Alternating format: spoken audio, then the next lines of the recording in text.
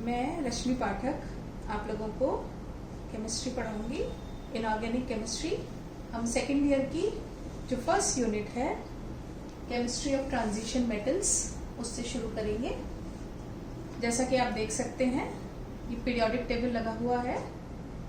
तो periodic table को total 18 groups और 7 पीरियड्स में बांटा हुआ है। फर्स्ट 2 जो ग्रुप्स हैं जो कि है एस ब्लॉक एलिमेंट्स, जो कि आप पिंक से देख सकते हैं। First group and second group ये कहलाते हैं एस ब्लॉक एलिमेंट्स। यहाँ पर इसके बाद थर्ड ग्रुप से लेकर 12 ग्रुप तक ये कहलाते हैं डी ब्लॉक एलिमेंट्स, और 13 ग्रुप से लेकर 18 ग्रुप तक ये कहलाते हैं पी ब्लॉक एलिमेंट्स। और जो एफ ब्लॉक एलिमेंट्स हैं उनको पीरियोडिक टेबल में नीचे अलग से रखा गया है। तो एस और पी ब्लॉक के बीच में क्या आ रहे हैं, डी ब्लॉक एलिमेंट्स, और इस वजह से इनको हम संक्रमण तत्व भी कहते हैं। एस ब्लॉक एलिमेंट्स को यदि अपन देखें तो एस ब्लॉक एलिमेंट्स किस प्रकार के यौगिक बनाते हैं, ये आयनिक यौगिक बनाते हैं।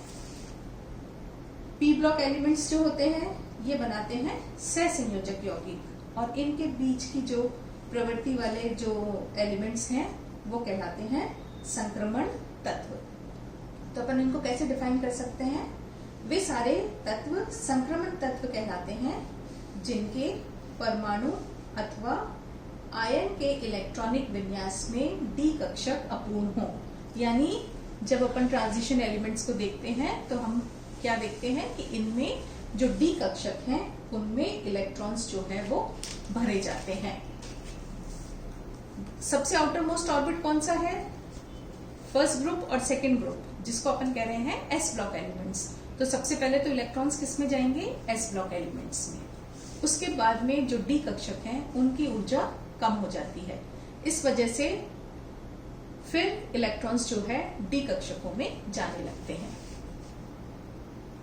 कहां से शुरू होगी अपनी जो ट्रांजिशन सीरीज है, जब आप पीरियोडिक टेबल में देख रहे हैं तो ग्रुप्स में तो कौन सा हो गया, थर्ड ग्रुप से लेकर 12 ग्रुप तक ये सारे एलिमेंट्स जो हैं ये सब डी ब्लॉक एलिमेंट्स हैं। और यदि अपन पीरियड्स को देखें तो fourth period, fifth period, sixth period और सेवेंथ पीरियड, ये सभी जो हैं इनमें ट्रांजिशन एलिमेंट्स आते हैं।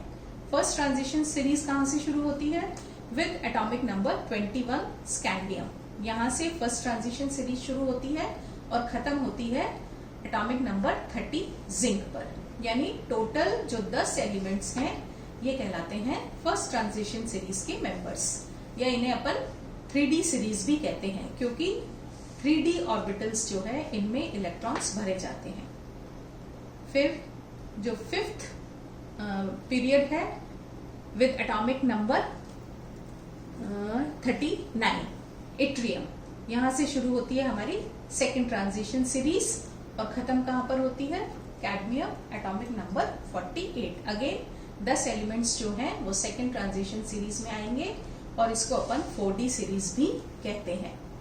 फिर सिक्स्थ पीरियड जो है एटॉमिक नंबर 57 लैंथिनम, यहां से हमारी थर्ड ट्रांजिशन सीरीज स्टार्ट होती है और खत्म होती है मरकरी एटॉमिक नंबर 80 पर। इसमें भी 10 एलिमेंट्स आते हैं और ये कहलाती है 5D सीरीज।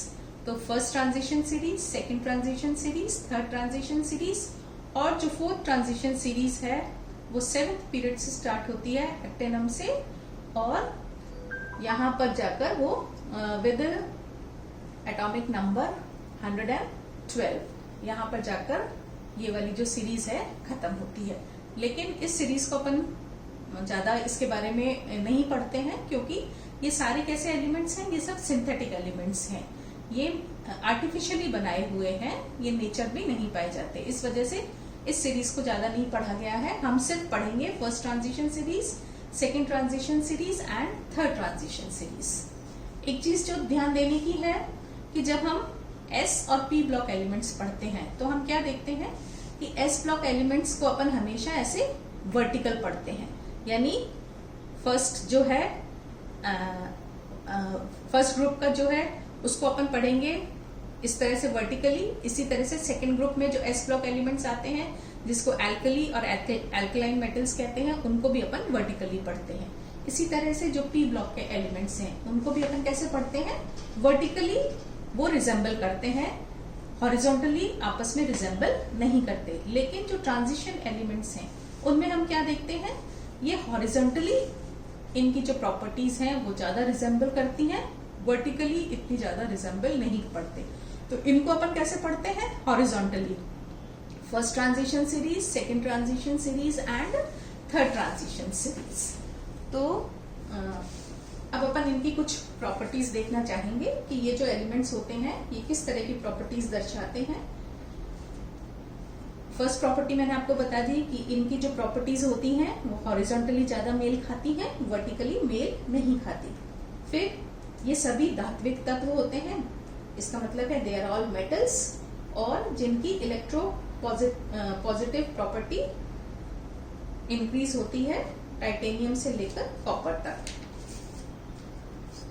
ये तत्व एक से अधिक ऑक्सीकरण अवस्थाएं दर्शाते हैं, यानी अपन इनको कहते हैं ये परिवर्तनशील ऑक्सीकरण अवस्थाएं दर्शाते हैं, वेरिएबल वैलेंसी शो करते हैं। जब अपन डिटेल में पढ़ेंगे इनकी प्रॉपर्टीज, तब अपन देखेंगे कि ये इस तरह की प्रॉपर्टीज क्यों शो करते हैं।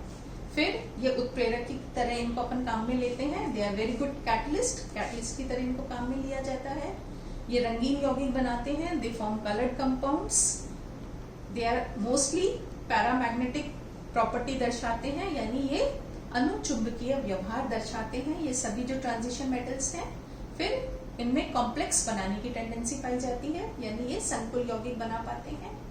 इसके अलावा ये कई प्रकार के मिश्र धातु बनाते हैं, और ये इंटरस्टिशियल यौगिक जो होते हैं उस प्रकार के कंपाउंड्स भी बना पाते हैं। इसके अलावा लगभग सभी तत्व जो हैं, क्योंकि ये धातु हैं तो ये धातु की सारी प्रॉपर्टीज दर्शाएंगे। जैसे ये मजबूत होते हैं, कठोर, इनके जो मेल्टिंग एंड बॉइलिंग पॉइंट्स होते हैं वो हाई होते हैं। इसके अलावा ये ऊष्मा तथा विद्युत के चालक होते हैं, they can conduct heat and electricity. तो ये कुछ प्रॉपर्टीज हैं, जो भी धातुओं की प्रॉपर्टीज होती हैं वो सारी प्रॉपर्टीज जो ये ट्रांजिशन मेटल्स हैं ये दर्शाएंगे। टोटल ट्रांजिशन संक्रमण टोटल डी ब्लॉक एलिमेंट्स कितने हैं? 40। हम पढ़ेंगे first transition, second transition and third transition series.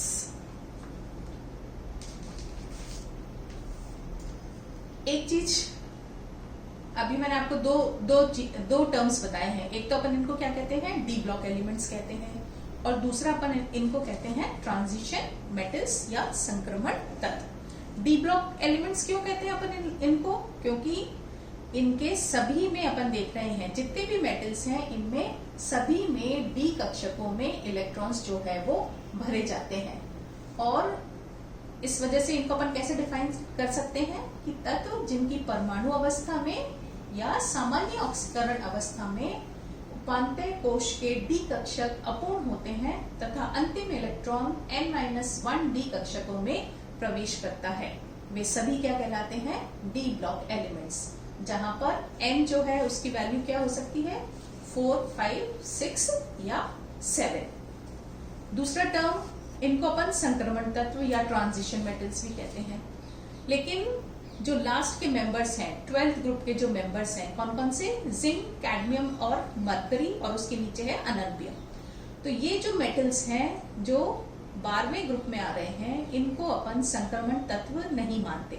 D block elements तो मानते हैं, लेकिन इनको अपन ट्रांजिशन मेटल्स नहीं मानते। क्यों नहीं मानते? क्योंकि हमने क्या परिभाषा बताई कि इनकी परमाणु या सामान्य ऑक्सीडेशन स्टेट जो है, स्टेबल ऑक्सीडेशन स्टेट जो है, उसमें इनका डी कक्षक अपूर्ण रूप से भरा हुआ होना चाहिए। लेकिन यहाँ पर हम क्या देखते हैं कि जिंक, कैडमियम और मरकरी, इनका जो डी ऑर्बिटल है वो पूर्ण रूप से भरा हुआ है।